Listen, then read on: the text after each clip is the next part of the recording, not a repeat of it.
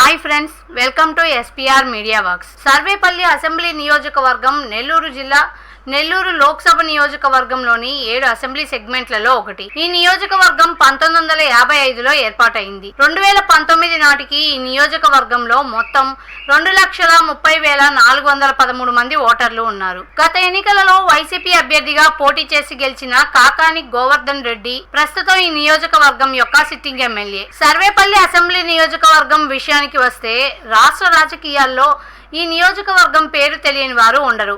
హేమీలు తలపడే సర్వేపల్లిలో ఈసారి కూడా tough fight తప్పేలా లేదు. ఈ క్రమంలో గత ఎన్నికల ఫలితాలని ఒకసారి విశ్లేషిద్దాం. 2009 ఎన్నికలలో కాంగ్రెస్ అభ్యర్థి ఆదాల ప్రభాకర్ రెడ్డి, టీడీపీ అభ్యర్థి సోమిరెడ్డి చంద్రమోహన్ రెడ్డి మరియు పీఆర్పీ అభ్యర్థి వెంకట శేషారెడ్డి చిత్తూరులపై పోటీ చేసి 10,284 ఓట్ల మెజారిటీతో గెలుపొందారు. 2014 ఎన్నికలలో వైసీపీ అభ్యర్థి కాకాని గోవర్ధన్ రెడ్డి, టీడీపీ అభ్యర్థి సోమిరెడ్డి చంద్రమోహన్ రెడ్డిపై పోటీ చేసి 5,446 ఓట్ల మెజారిటీతో గెలుపొందారు. 2019 ఎన్నికలలో వైసీపీ అభ్యర్థి కాకాని గోవర్ధన్ రెడ్డి, టీడీపీ అభ్యర్థి సోమిరెడ్డి చంద్రమోహన్ రెడ్డిపై పోటీ చేసి 13,973 ఓట్ల మెజార్టీతో గెలుపొందారు. 2024 ఎన్నికలలో వైసీపీ అభ్యర్థి కాకాని గోవర్ధన్ రెడ్డి, టీడీపీ అభ్యర్థి సోమిరెడ్డి చంద్రమోహన్ రెడ్డి మరియు కాంగ్రెస్ అభ్యర్థి పూల చంద్రశేఖర్ల మధ్య పోరు జరగనుంది.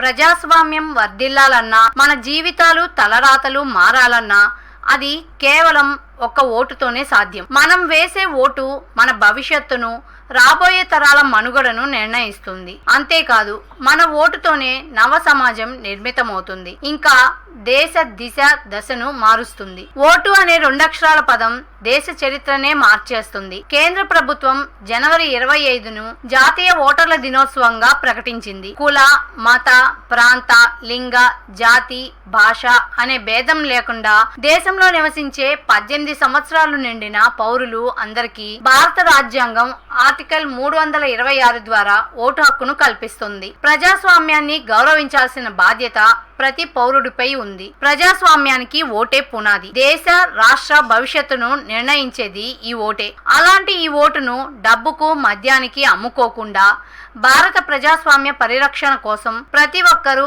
తప్పనిసరిగా తమ ఓటు హక్కు వినియోగించుకోవాలి.